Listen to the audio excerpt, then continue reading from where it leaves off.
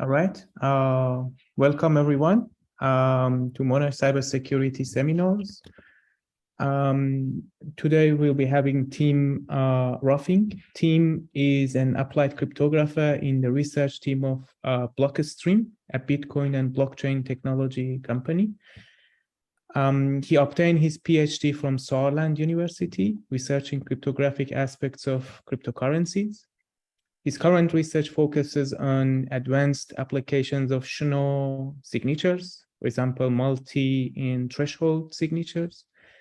Tim also serves as a co-maintainer of libsec P256K1, the cryptographic open source library used in Bitcoin Core.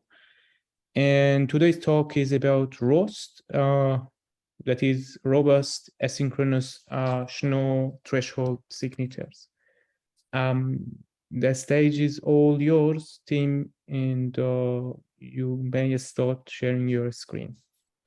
Okay, great. Thanks for the introduction. Let's try this. So it worked a minute ago. It should work now.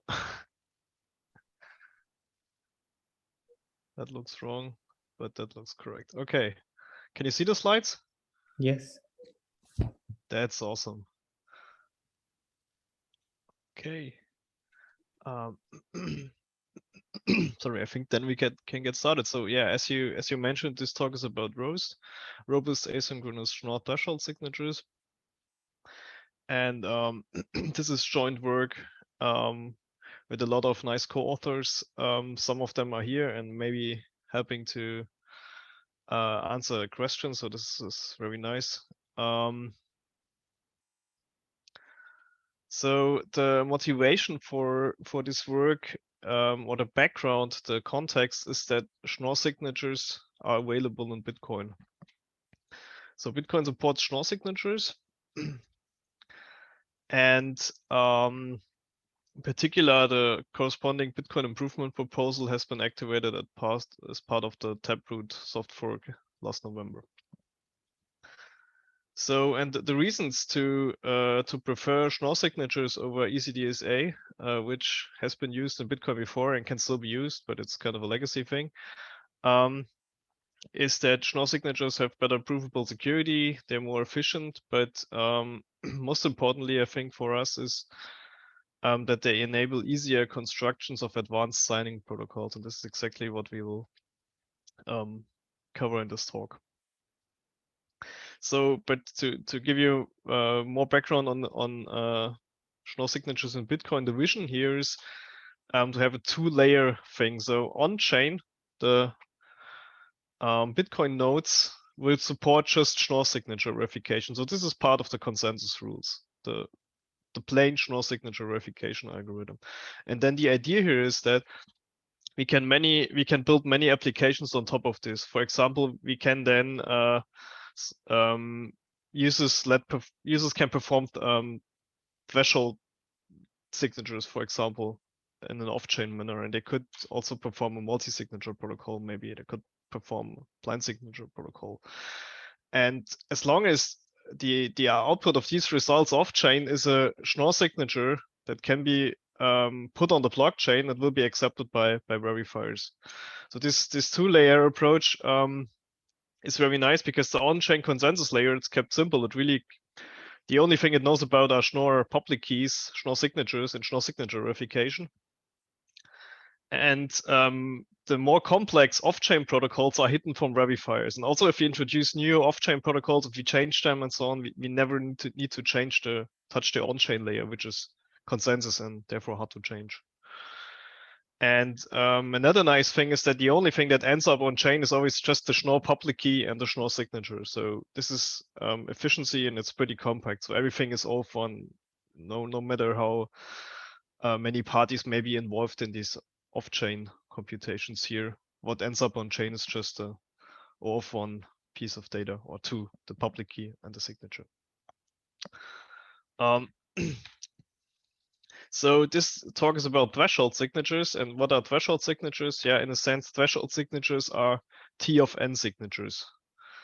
So you have some n nodes or n signers, And to create a signature, you need a subset of T of those n signers.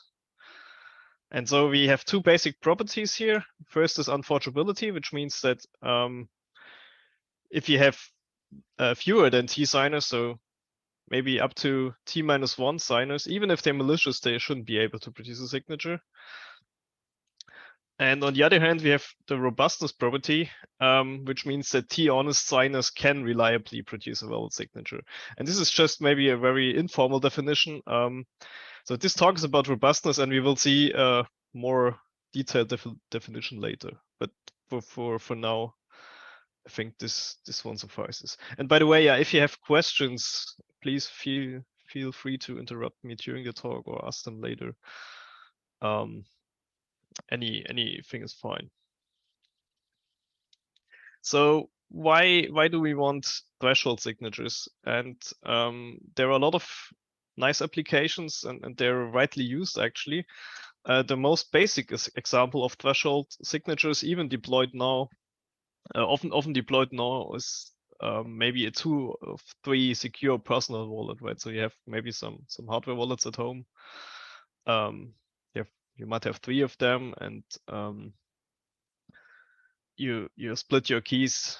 So you split your signing key among the 3 devices, and then you only need 2 to make a signature. And then you probably don't have them at home, but you can maybe share put them in different geographic locations to make sure they're not all stolen or destroyed at the same time.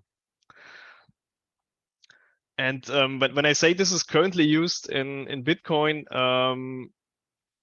then I mean it's used in a way that's not as efficient as we're going to do now. So not with Schnorr signatures that look like or with threshold signatures that look like a single Schnorr signature, but simply with the trivial implementation of threshold signatures that is linear in size and available in Bitcoin right now even. And yeah, so 2 of 3 would be the setup at home maybe, and but if you're a company or if you're a Bitcoin exchange, you probably want to be very careful. So I read that the Bitfinex exchange uses a 3 of 6 setup as a cold wallet setup. I guess and some of the wallets are in control of different persons. At Blockstream, we also have a pretty nice use case. This is our liquid sidechain. Here we have 11 of 15 setup. And what is a sidechain? So in a nutshell, you can send Bitcoin from the Bitcoin chain to this sidechain and then transfer and transact with them on the sidechain, maybe more efficiently, more private, and with other features. And I won't go into detail here, but from the point of view of the Bitcoin system, those coins are held by a federation. So it's a federated sidechain, and from the point of view of Bitcoin, this is just an output that can be spent if 11 of 15 users agree. So also here we could switch to more efficient threshold signatures, and maybe even scale these numbers up, because the numbers currently are a trade-off, right? You would want to have a very large federation to make sure a majority won't be compromised, but on the other hand, you need to store the signatures and the public keys on chain, so there's an efficiency and security trade-off. And there are many more applications even used today. So to make our vision true that I mentioned on the previous slide, what we need is a threshold signature scheme where the threshold signatures look like ordinary Schnorr signatures. So if all you have on the chain is the Schnorr verification algorithm, and it accepts a public key signature in the message, then we need to see how we can generate these things. So the public here will be here for the purpose of our talk, will be an ordinary Schnorr public key. So it looks like an ordinary Schnorr public key, but it's obtained via an interactive distributed key generation algorithm. Run as a setup algorithm between the n signers. And the signature will be ordinary Schnorr signatures obtained via an interactive signing protocol involving at least T honest signers. In this talk, we pretty much focus only on the signing protocol. So in a sense, distributed key generation is necessary here, but it's orthogonal to our work, so I won't really talk about it. So if we want a nice Schnorr signing protocol, threshold signing protocol, then the canonical choice nowadays is Frost.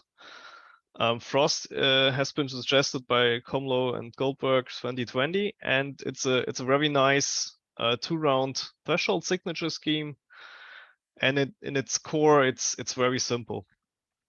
And another feature of it is that yeah, it really gets rid of all the complexity introduced by schemes in the past. So it reduces the complexity to a core, to a very simple core. And it's has been proven unforgeable under concurrent signing sessions, which will be helpful for us, assuming you have a suitable DKG protocol. And security actually has been discussed in multiple papers. At least 3 of them looked at the security of Frost and all proved that secure or unforgeability in some different flavors, I would say. But we don't talk about unforgeability in this talk, so it's not really important for us. Tim, yeah. may I ask a question? Sure. Yeah. So once you're talking about round, should we always think from now it's about signing protocol only, or we include the then keygen, or it's excluding it, or what? That's a very good question. I think we always talk about the signing protocol. So I think this is the last slide that even mentions the DKG. So this is really a talk only about signing in this talk, pretty much. Okay, so starting from here, everything is only about signing. If you say 2-round, it's really 2-round. Right. So we have the DKG in front, and then if we want to sign a particular message, then it's 2 rounds. Okay, cool. Thank you. Yeah.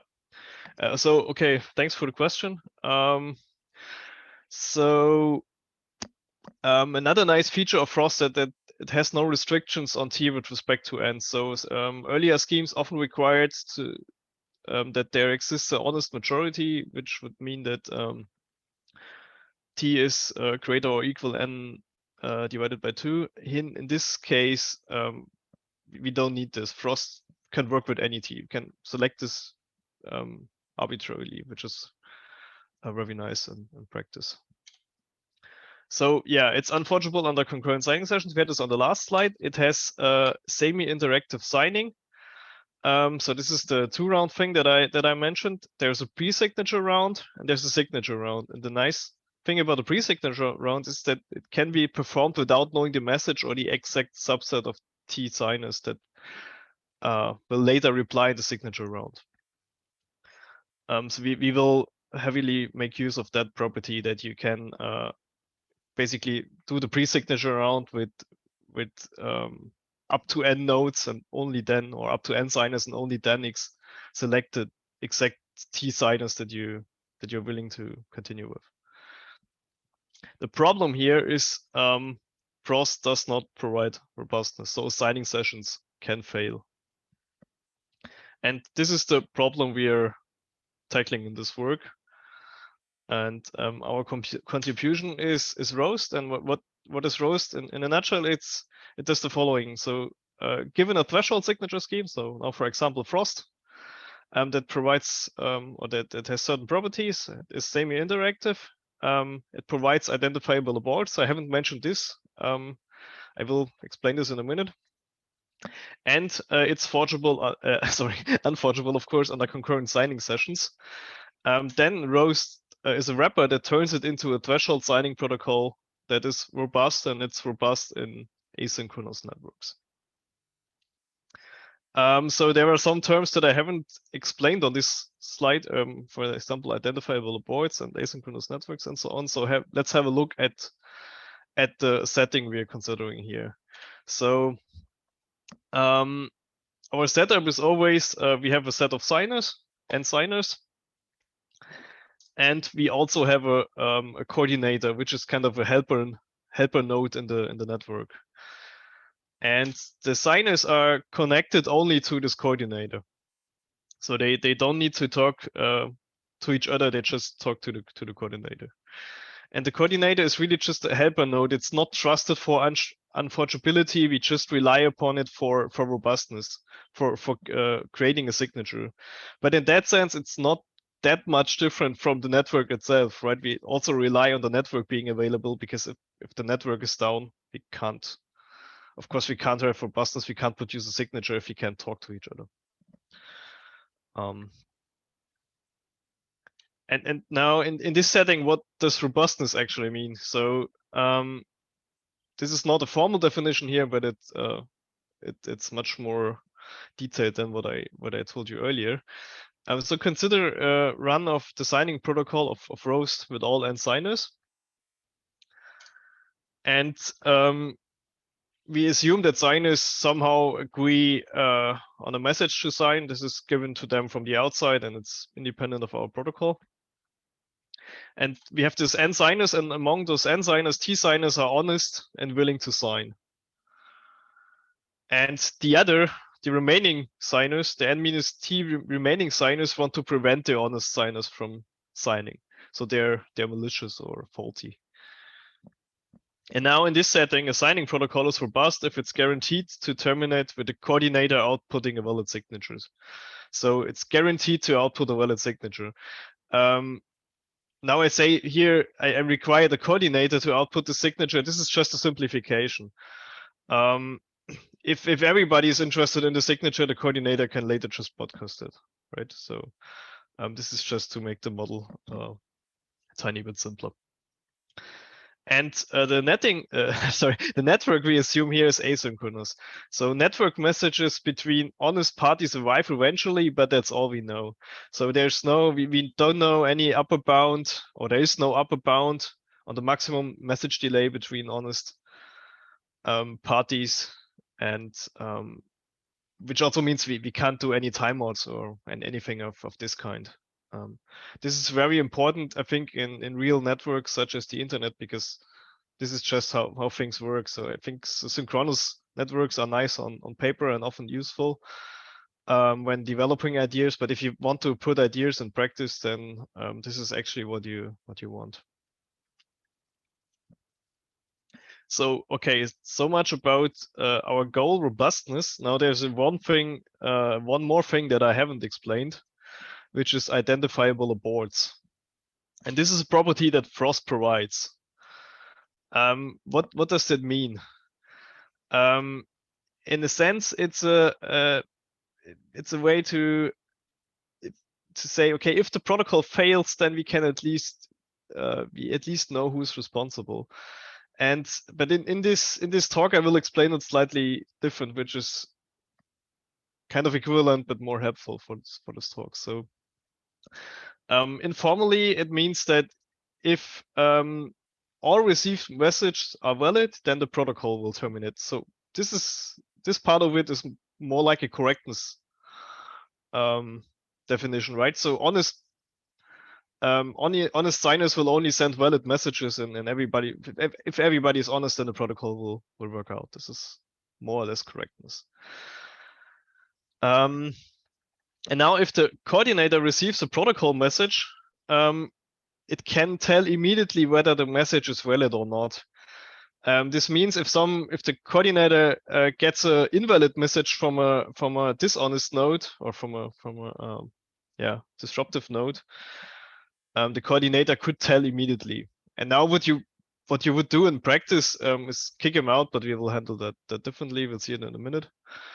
And also, let me say, we give a formal game-based definition of this in the paper. So we couldn't find any, identifiable aborts is basically a standard property in multi-party computation, but we couldn't find a definition that fits exactly our setting. So we give a formal game-based definition for threshold signature schemes in the paper.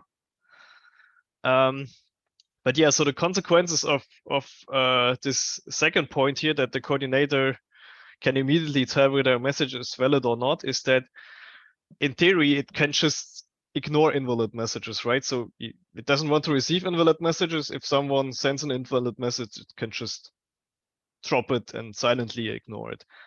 Again, that's not what you would do in practice. In practice, you probably would kick out the dishonest signer, and this is what we do in the paper for protection against DOS attacks and so on. But for now, in theory, it's okay. We just ignore the message. And if we ignore invalid messages, that basically means we can assume that all messages that we receive are valid, and that's pretty nice property to work with. In other words, it basically means it suffices to consider crash faults. It's not exactly true, but for the purpose of this talk, it might be useful to think about it like this. So nodes can't really send invalid messages. The only thing they can do is crash and then never reply. Okay, so setting the stage. What I want to show you here is first that how Frost basically works and why it doesn't provide robustness, and then we can see how we fix it. And for the remainder of this talk, we'll introduce some conventions. So if you have a slide that looks like this, we always have a 2 or 4 example. So T is always 2, N is always 4. The choice is pretty arbitrary. It's just it fits nice on this. It fits nicely on the slides. Yeah. When I say V, I typically mean the coordinator. So all the logic, or most of the protocol logic, is in the coordinator. That's why it's called the coordinator. So we always think from the point of view of the coordinator in this talk. We also have the convention that all messages we receive are valid, and this is just because of the identifiable aborts property I mentioned earlier. And whenever I say session, I mean Frost session. I don't mean roast session. It's also sometimes confusing. So I wanted to clarify here. Okay, and now we can look what Frost session actually looks like. And a nice thing about our work is that I don't need to really go into the cryptographic details. So you could say you will never see a formula in this talk that explains how Frost works, because roast will work independent of the concrete realization. So we will only talk about message flows, and this is more of a distributed systems work in a sense than of cryptographic work, even though we realize a cryptographic protocol on the end. So how does a Frost session work? So in the beginning, the signers send pre-signature shares. This is the pre-signature round. So maybe the signer on the top left will send a pre-signature share. And what the coordinator will do, it will wait for T pre-signature shares. So maybe this signer here sends a pre-signature share, and now we have T pre-signature shares, right? The coordinator has T equals to pre-signature shares. So what it will do now, it will decide, okay, I got pre-signature shares from those 2 signers, so let's ask those 2 signers for signature shares. And this is a point in the protocol where the coordinator commits on the set of T signers. So it could maybe wait for more and then select another subset, but at some point it needs to commit and say, okay, we are going to ask exactly those 2 signers for real signature shares. And if then, yeah, we can't change the subset. This is just a property of Frost. So whenever we put 2 nodes in a session, 2 signers in a session, we mark them in blue. So this is what happens here. So the coordinator will now take these 2 pre-signature shares, will aggregate them into a full pre-signature, and will send this full pre-signature back to the 2 signers. And this basically is a request for a signature share. And now the signers are supposed to reply with a signature share. So maybe this signer replies with a signature share. Maybe now that signer here, the white one, is slow and sends a pre-signature share because it was supposed to do this. this point we will just ignore it because we already have decided on the set of T signers, which are the blue nodes on the left, so we can't really continue. So we can continue, but we can't really make use of that pre-signature share here. So we'll just ignore it. And now maybe we get the second signature share, and this is all we need. Now the coordinator can combine the signature shares together with the pre-signature and output the full Schnorr signature. And at that point, the protocol is complete. So this is what it's supposed to look like. If everything works out. Now I said that Frost is not robust, so let's go a step back and see what can fail. And yeah, it's literally a step back. So assume we have received the signature share from this node at the top left. By the way, can you see my cursor? Does this work? Yes, it does. Okay, great, yeah. So assume we have received this signature share, but we haven't received this signature share from this signer here. And now, yeah, we don't really know what to do, right? Because it's an asynchronous network, we can never tell whether this signer is actually there or not, or malicious or crashed or whatever. So, or it's just slow. It could be crashed, and if it's crashed, we will basically wait forever because we can't really continue, and that's why in the case that it really never replies, we can't make progress here and we will wait forever. And this means Frost alone is not robust.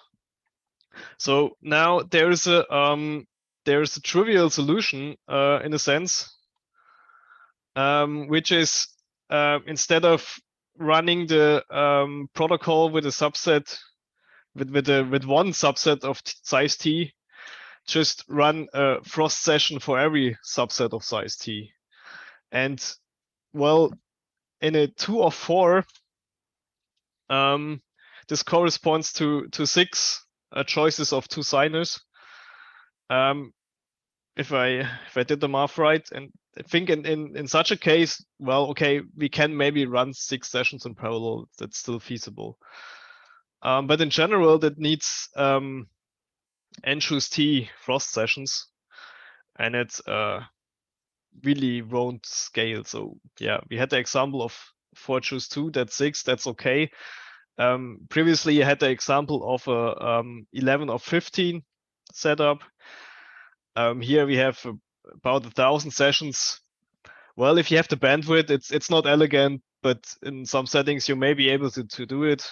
But if you want to scale this to larger sizes, yeah, no luck. So in such a 67 of 100 setup, maybe as an example, just the number of sessions will be too large.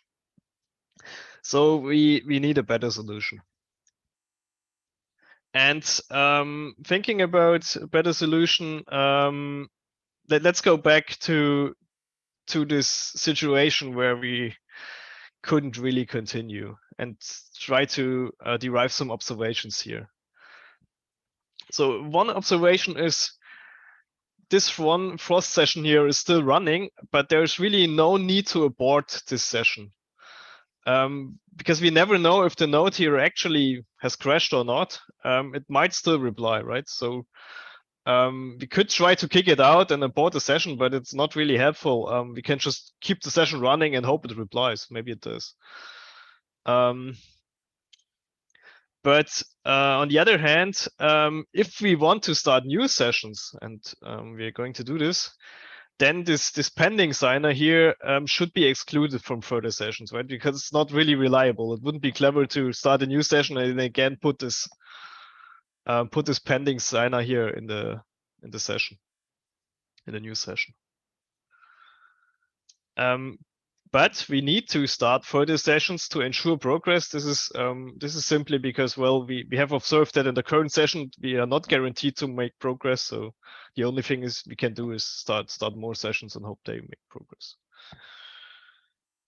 And the last observation is that we maybe would be able to start the session immediately, right? Because we in our example we also had we also saw that this signer here, so this southeast signer here, was slow with replying with the first round message, or not really replying, right? With sending the first round pre-signature share here.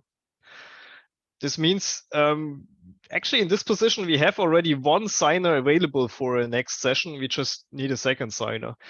And if we had piggybacked on this signature share here and a fresh pre-signature share for a new session for this signer, then we would have already have two signers available. We could start a new session immediately. Because then we have had this signer and this signer.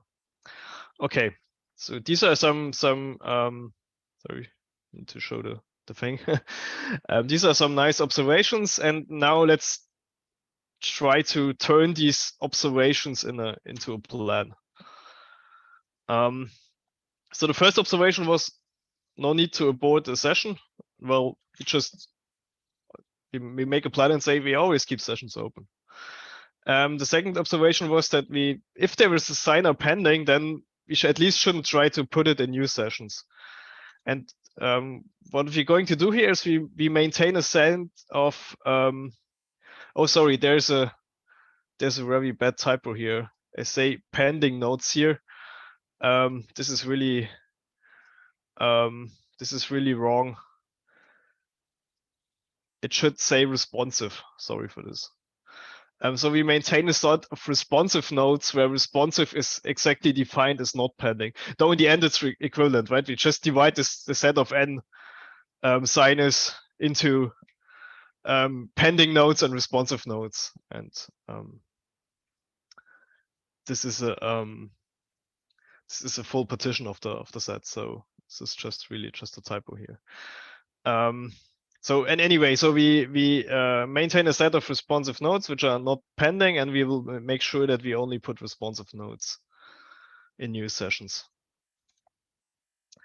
And we want to start new sessions, right? We want to make progress. So the simplest thing we can do whenever there are T responsive nodes available, we put them into a new Frost session. Again, let me remind you that when I say I'm always talking from the point of view of the coordinator.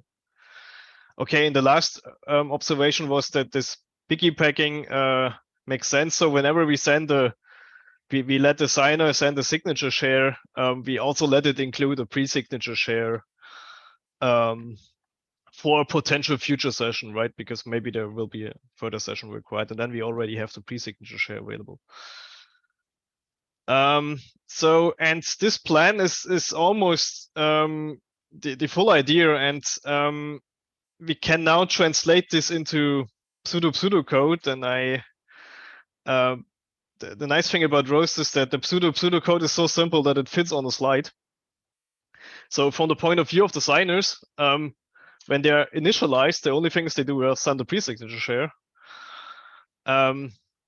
Now, when they then receive the full pre-signature from the coordinator and are supposed to send the signature share, well, they just do this, right? They take the message, run their signing algorithm, it creates a signature share for this pre-signature, and they will send it back to the coordinator. Okay, and I said it will fit on a slide here. I'm cheating. It fits only on the slide with the trig. Sorry, there's the logo here, but it pretty much fits on the slide. So let's look at the coordinator. So what does the coordinator do? At initialization, the only thing it does, it marks all signers as not responsive. Why not responsive? Because they are in the beginning, they are pending. They are supposed to send a pre-signature share. So they're pending, which is exactly the definition of not responsive. Then when we receive an initial pre-signature share from any of the signers, we mark it as responsive. And of course, we store the pre-signature sign, the pre-signature share. When we receive a signature share for some session, so this is kind of the second round message, together with a piggybacked fresh signature share, then the first thing we do is, well, I mean, this signer was in some Frost session. So if now the session has T signature shares, we compute the signature and we are done. And if not, we go ahead and we mark the sender as responsive, because now it's not pending anymore. It has fulfilled its obligation and sent the signature share. And now we check if we have T-responsive signers. And if we have T-responsive signers, we put them in a session and start we put them in a frost session and start a new session, send the pre-signature back to them, wait for signature shares and mark them as unresponsive again. And if at this stage we don't have T-responsive signers, we just wait for more replies. Okay, this is pretty much pseudocode and maybe hard to follow. Let's work through this with a concrete example execution. So again, we have our 4 signers, and we are looking at the same basic scenario that we looked at in Frost. Just now we will basically fix it and bring it to a successful end. So we have our 4 signers, and now as the coordinator, we need to keep this responsive set, right? So we need to have a distinction whether a node is whether a signer is pending or responsive, and I indicate this on the slides with this clock symbol here. So if there is a clock, this basically means the signer is pending, it's slow. It's supposed to send a message. So in the beginning, everybody is supposed to send a message because they need to send their pre-signature shares. Now, what happens is, okay, let's say this node here sends a pre-signature share. Now it's not pending anymore. Then maybe this node here sends a pre-signature share. It's then also not pending anymore. And now we already have two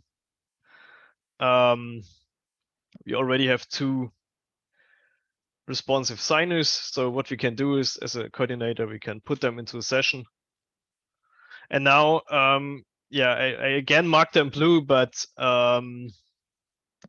now because we're starting multiple sessions, I also give the sessions just a number. So this is session number 1. Those signers belong to session number 1. And now what the coordinator does, well, it aggregates the pre-signature shares into a full pre-signature, sends the pre-signature back to the signers in this particular session.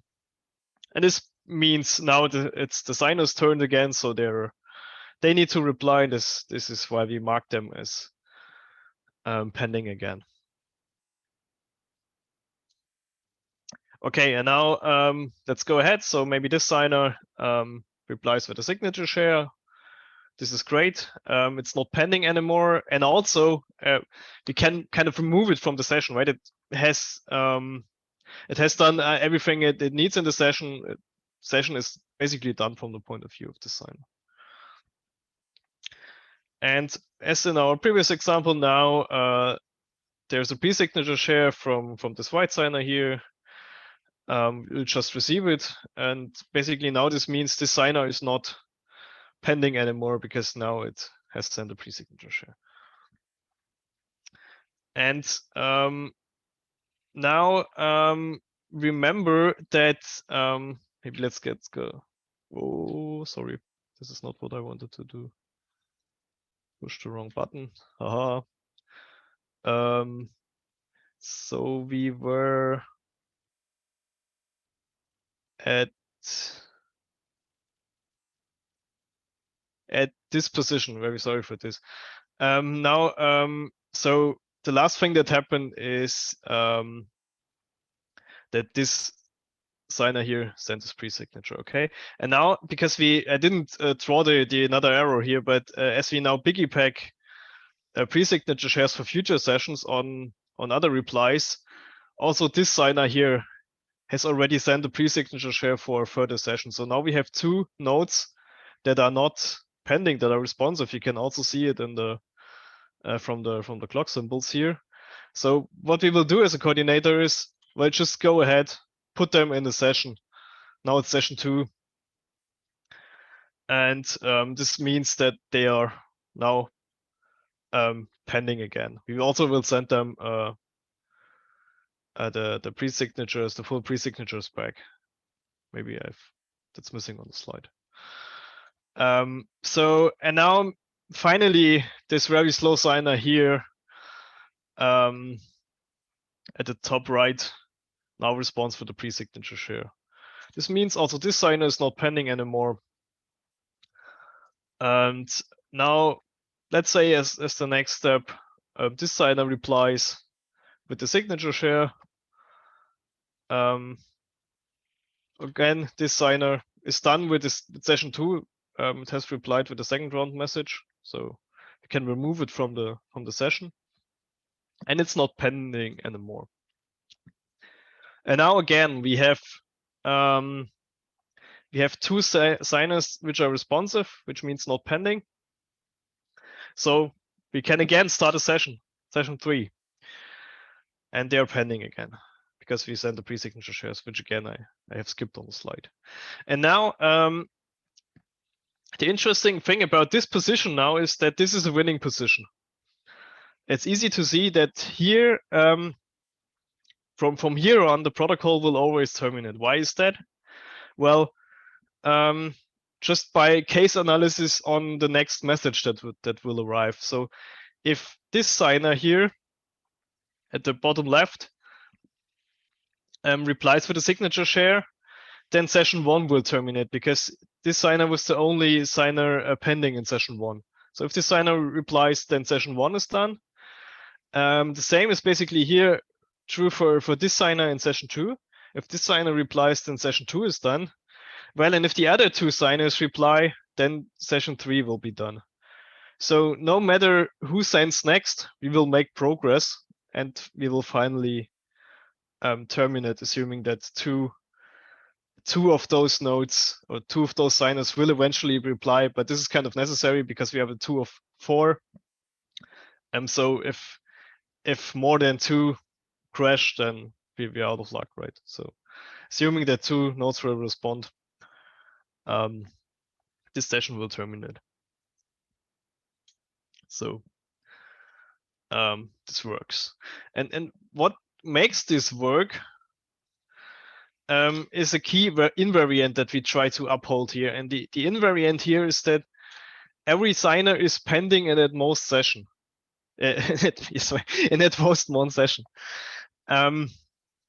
And we will see, you can easily check that this is true, right? We just look at the number in the signer, and this is the session in which is pending. And we will see how this is useful in improving robustness now. So in the paper, we have a robustness theorem. Here's the informal version. Robustness basically says the coordinator outputs a valid signature after initiating at most n-t+1 signing sessions of the underlying threshold signature protocol, where the underlying threshold signature protocol is Frost in this case here. And why is that true? Well, the idea is that we have seen on the previous slide that every signer is pending in at most one session, right? So this immediately applies that every signer can hold up at most one session. And if every signer can hold up at most one session, then n-t faulty or crashed signers can hold up at most n-t sessions. Or you can. So when I say faulty, it's kind of it's a synonym with crashed and even malicious, right? I explained to you that we only need to look at crash failures, so it's basically the same. So again, the idea is n-t faulty signers can hold up at most n-t sessions. That means if we start n-t+1 sessions, then one session can't be hold up and will terminate. And in our paper, we also look at the round complexity, and rows terminates after a linear number of asynchronous rounds. And if you don't know what the asynchronous round is, so I mean, in the asynchronous setting, we can't really talk about traditional rounds, as you would say in the synchronous setting, where really time is divided in rounds. This basically translates to maximum message delays. So assume then suddenly we have a bound on the maximum message delay between 2 honest nodes, which is always in our setting between the signer and the coordinator. So say we have some delta, here, then we know that the protocol will terminate after delta times this number here. Only looking at the network and ignoring computation, which means that there's some additional time that you need. If you receive a message, you need to do some computation before you reply. But in our case, in a realistic setting such as the internet, this is really negligible. So the big part of the running time here is the network and not the computation. So this number of asynchronous rounds basically immediately gives us a bound on the running time if we have a maximum bound on the message delay. And of course, if we don't have a maximum bound on the message delay, as we usually, as we really can't assume an asynchronous network, of course, then also I can't say anything about the running time. It could be unbounded. Okay, so much for theoretical performance. We also did an experimental evaluation. So we implemented the protocol in Python. We wrote a prototype. For the elliptic curve operations that we will need for Frost, we implemented those using the fast ECDSA Python library. So this is a Python library, but it actually calls the C library GMP under the hood, so it's slightly optimized. But it's still, the entire prototype is not really optimized. It's in Python. There are a lot of things we could do here. So if you want to try to performance, then we also need to look at what the attacker does, right? So we need to simulate the attacker somehow. And in our experiment, what we did is we have some fraction of faulty signers, which is the number f here, which is between 0 and n minus t. I mean, if it's more than n minus t, then we couldn't terminate. So this is the range in which f could be. And we run the experiments for several values of f. And what those faulty signers do is that they just crash after the pre-signature round. So they're not particularly clever, but on the other hand, I mean, what could they do instead of crashing, right? I mentioned this in the identifiable abort slide. So they could send invalid messages, but the coordinator really wouldn't care much, would just ignore the message and kick them out. So it doesn't really make a difference if they send invalid or messages or just not reply at all.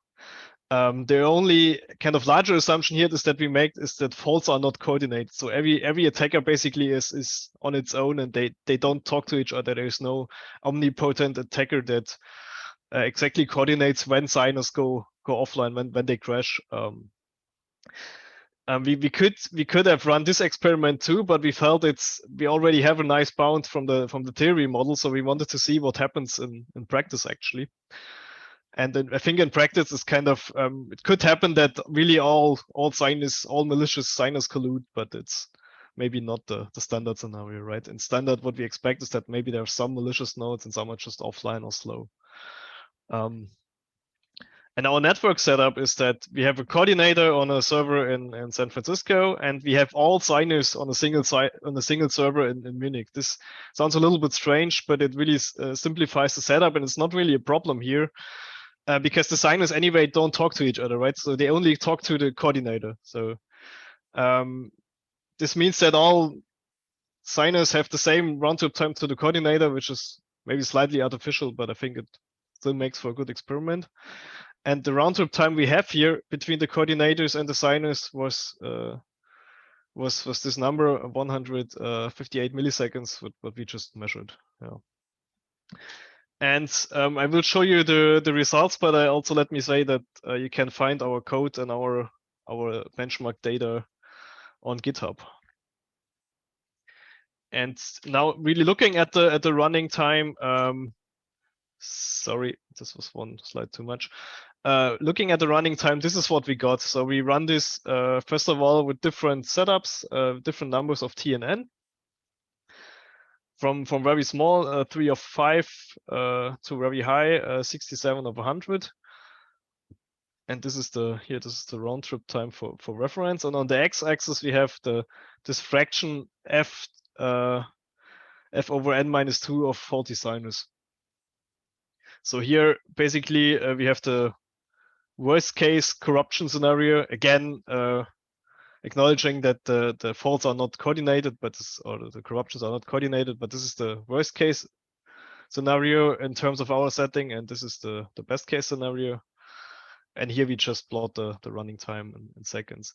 And I think the interesting part is, though, here is that it's really in practice, if you have this uncoordinated failures, then the running time is pretty much constant here in the fraction of faulty signers, if you look at those graphs. So this is here 3 seconds. So even in this setting here, 67 of 100 setup, which means that the remaining 33 nodes are faulty and will crash at some point, or will just crash after sending the first pre-signature share. Even in this setting, we terminate after 3 seconds. And as I said, we believe that this can still be optimized. Now you can ask why does this happen? And the intuitive explanation here is that the network introduces some implicit randomness into the protocol, and the coordinator kind of converges its decision to select sessions towards the signers that reply quickly and are very responsive. So this ensures that we have this nice graph here. And this was even a little bit surprising to us. We didn't really expect that it basically goes flat in the end here. Okay, and there's one final piece I want to talk about, and this is getting rid of the coordinator. So we always assume this coordinator, and maybe I think that's a useful abstraction to make. And in this setting, but it's also maybe problematic, right? Because, well, you need this coordinator node, and it's kind of relied upon for robustness. In the beginning, I said it's a little bit like the network. We also rely on network components, but I also need to admit that's a little bit different. Because if parts of the network fail, then maybe some signers go offline and can't see the other signers. But you could still make progress in that setting. But for the coordinator, it's a little bit different because there's a single node. So what if that node goes down? Well, we're out of luck. So what can we do here? We can just get rid of it by replication. So the idea is we know that there are at most n-t faulty signers. So what we can do is, again, this is very similar to the robustness argument of a single roast run. We take n-t plus 1 signers and let them play the role of the coordinator in n-t plus 1 parallel roast runs. And now we know that among those n-t plus 1 signers, there will, by the pigeonhole principle, at least one honest signer. And this one honest signer will play an honest coordinator, a reliable coordinator in its run. And then this corresponding run will be guaranteed to terminate. It's a very simple trick. Of course, it has this linear blow up, but it works. It does the job, and we can get rid of the coordinator. Okay, so to sum up, Roast is a wrapper protocol, and what it does, it given a threshold signature scheme that is semi-interactive, that provides identifiable aborts, and that is unforgeable under concurrent signing sessions. Our contribution Roast turns it into a threshold signing protocol, which is robust, and it's robust in asynchronous settings. Okay, and that's for now all I have to say, and I'm happy to take your questions. All right. First of all, thank you, Tim. I just appreciate your time and effort in presenting the talk. So maybe we can start with a question in the chat, in which Nasrin is asking, do you assume that the coordinator is honest? Kind of, but really only partially. So to be honest, maybe the answer is more no than yes. Let me explain. So for unforgeability, we assume nothing about the coordinator. The coordinator can be arbitrarily malicious, and still it can't break unforgeability. What we need the coordinator for is to make progress, because it basically coordinates the session and also acts as a broadcast mechanism in a sense. So I would really say we rely upon it for robustness. And in that sense, you could call it trusted because it's supposed to run the honest algorithm. But in that sense, it's really not much different from, as I already said, from a network component, right? We also trust the router to take the message from one end and put it on the other side of the wire. As I said, I think the only difference in the assumption in the reliability assumption as opposed to a network component is that if the network fails, typically failures are local. So maybe some nodes are offline, some are not, and you could continue. If you have a single coordinator, then if the coordinator fails, of course, you can't make progress because nodes or signers can't talk to each other. But then again, we can fix this by getting rid of the coordinator, essentially by replicating the coordinator among many signers. So if you ask me, I wouldn't really say we trust it. It's just a component that has to fulfill its job. All right, thank you. Next question is from Mohammed. He's asking, where did it go? I think it's in the chat. Yeah, it says, thanks for the great talk. If the pre-signing is not message independent, but we just want sessions to sign the same message, does that still work? I think you mentioned that you required message independence for the pre-signing stage. I don't require it. It's just a property that that Frost has, but it's not crucial for Roast.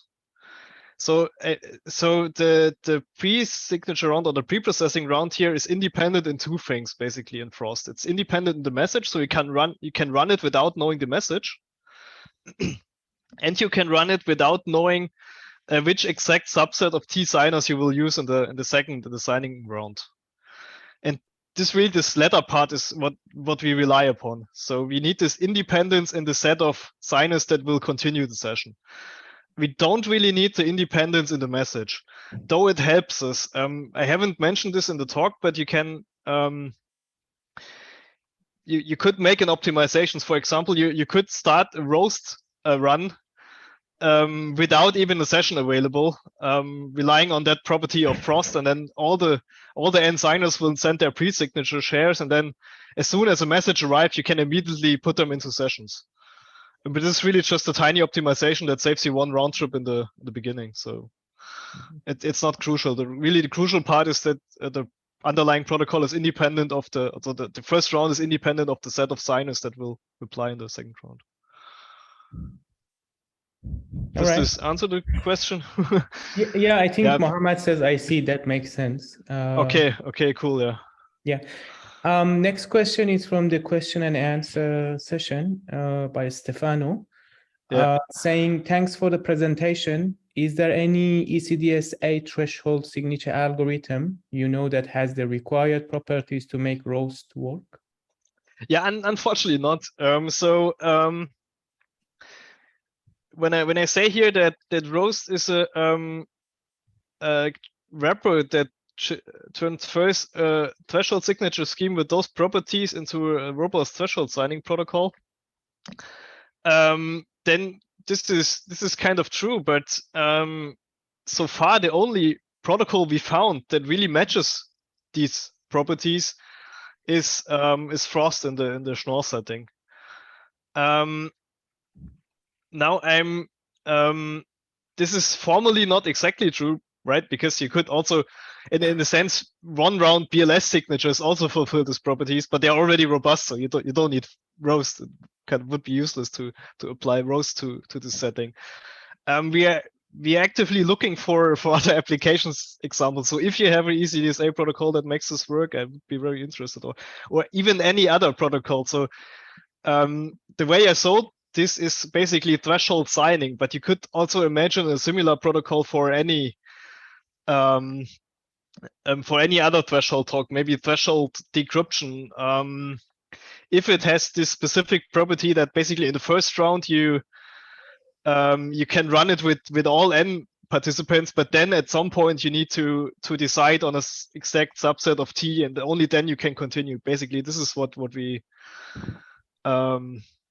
in a sense what we exploit in roast, but also what we fix, because you have to commit in roast. In Frost you have to commit on this T signers, and roast gives you a way to handle this. All right. Yeah, again, I hope this answers the question. If not, feel free to ask further. I think Stefano says thank you very much. Yeah. Yeah. Okay, great. Yeah. Thanks for the questions. Those are really really useful and good questions. Any other question from anyone else? If not, maybe I have a couple of questions. Sure. So identifiable aborts. Is it something that is only like satisfied by Frost only, or just not all three conditions at the same time? You said no, there is no ACDSA signature, but any other signature scheme that satisfies identifiable abort by itself? I think identifiable aborts is a pretty natural conditions, at least for discrete logarithm based signatures.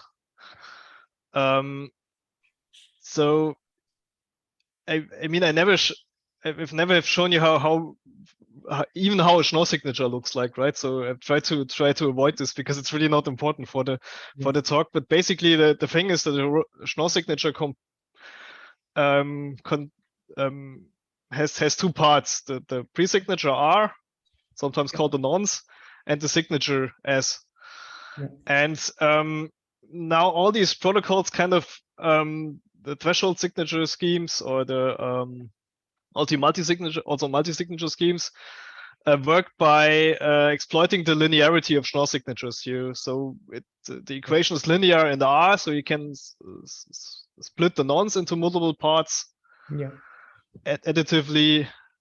Yeah. If you write the group additively, and you can do the same for the signature part S, and then you can check a partial signature. So for every signature share you can get from a signer, you can do some kind of partial verification and check if it's valid for the pre-signature share that the same party sent.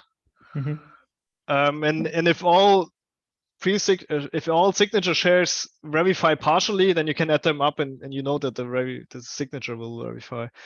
And ECDSA protocols are kind of similar. So it's basically boils down to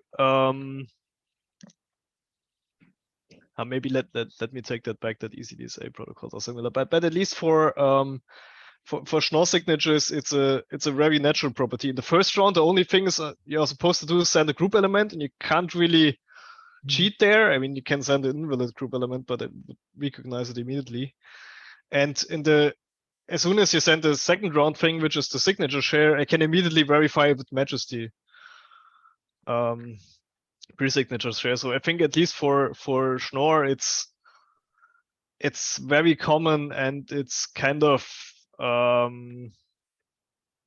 folklore in a sense. So for example, if you look at the original Frost paper, they kind of mention this, but they don't prove it formally, because well, if you look at it, it's not very hard to see that it holds. Okay. But how it's been used in roast, is it in that you didn't show, right? was it implicit in the theorem of robustness that you mentioned, or it's just part of the assumptions that you have? Let me see. So in a sense, it's used. Let me go back to that particular slide. In a sense, it's used here. So the coordinator can simply ignore invalid messages. It's not exactly what it does in practice, because in practice, if it really receives an invalid message, then it has proof basically that some signer is malicious and will kick it out forever. Yeah. So this is how it's used in the protocol. And then if you, in a sense, what this makes up is that really this property, it's never the case that you receive a message and you can't tell whether it's valid, and you need to receive some further messages to see whether this node was honest or not. It's really the property you know immediately. Yeah. So I think it's basically also contributing to the fact that every message received is valid, right? Mm-hmm.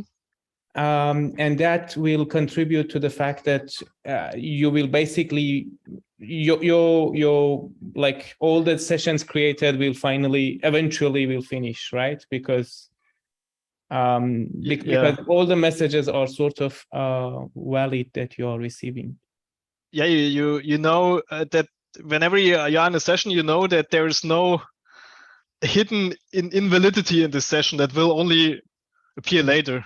Yeah. This is basically the core idea. And another aspect that I haven't mentioned here that's also used in Roast is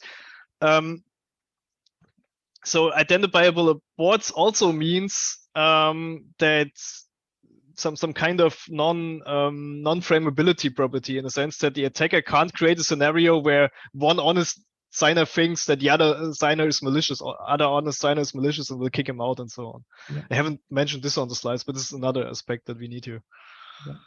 Yeah. All right. So may I ask another question? Sure. Yeah. If no one else wants to ask. No. Okay. It's more about performance. So you showed us the performance of Roast. So how is it compared to Frost itself? I know it's probably not apple to apple, but in the sense that it's like, for example, that constant time with respect to the fraction of failed nodes. Is it the same? So in Frost, or so if you look at this graph here, maybe then basically Frost is really corresponds to this scenario here, because in Frost we don't have robustness, right? So we can't really talk about fraction of faulty signers, because if there's a faulty signer, we wouldn't terminate at all. So we can't really talk about this. So it's a little bit apples and oranges, but if everybody is honest, then Roast starts. The only thing it does is start one. It might start multiple sessions, but basically what it does is it starts at least one Frost session in the beginning, and this session will terminate because everybody's honest. So it's basically boils down to needing only one session of Frost, and this happens in this scenario where no one is malicious. And so and if you look here, this is the base case in a sense for this large setup, where we just run a Frost session that works, and here we have the bad case. Of course, again, this is assuming faults are not coordinated. If faults are perfectly coordinated, then I think the answer is more here, in the sense that the overhead of Roast in the worst case is n minus t plus 1. It's a multiplicative overhead, because this is exactly the number of underlying Frost sessions you need to start. Yes. Yes, yes. Okay. And one probably last question is the storage size of the coordinator. Have you evaluated that statistically? Maybe I'm not. You mean the memory it needs? Yeah, the caches or memory that it needs. Yeah. It's an interesting question. If you look at the paper, the algorithm is pretty much optimized for this. Though we optimized it because we could. Not sure if it's really useful in practice. It might depend on what you really use as hardware, right? I mean, if you use a real server, it's anyway not a problem, but maybe you could run it on a router even. So we really try to make sure that it doesn't need to handle too many it doesn't need to store too many things, and core idea here is that's actually not even mentioned in the paper because it doesn't fit our generic syntax of a threshold signature scheme, but would be compatible with Frost. Is I think it's basically O of number of sessions plus O of number of nodes, and the number of sessions is number of nodes, so it's O of number of nodes. And the idea here is if you receive a pre-signature, for example, you can accumulate the full pre-signature because it's just addition in the EC group. So you start with a point at infinity, you receive the first pre-signature, you add it to it, you add it to the accumulator, you receive the second pre-signature, you add it to the accumulator. So it's even more efficient than I said on the slide, where in the slide I said, okay, first wait for T pre-signatures and then aggregate them. But you can basically do this in constant memory by just keeping an accumulator. Yeah. And the same is true for the signature shares when building the final signature. Yeah. That's why it's constant. I think constant storage per session. Yeah. So it's really O of n in that sense. I think it's O of n. Don't name me to it. Maybe now, if I look at the paper, there's some tiny n squared part. I don't know, but in practice, I have pretty much O of n, I'd say. Yeah. Okay. All right. Thank you. You don't have any other question. If no other question from attendees or panelists. No? Okay, we can probably thank team again for making up the time for us, and great presentation. And thanks for inviting me and having me. Yeah. I think it's a really nice seminar that you have, and it's a very good idea to make this public for everyone. Yeah. All right, good to hear.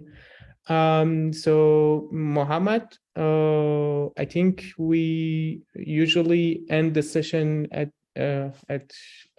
this stage, and we also announced the next talks. According to, I think, my calendar, there is another talk coming up. I think in 2 weeks' time. Yep, that's right, on the 25th. Yeah, on 25th. So hope to see everyone then. And with that, we conclude this session. Thank you, Tim. By the way, I can also make the slide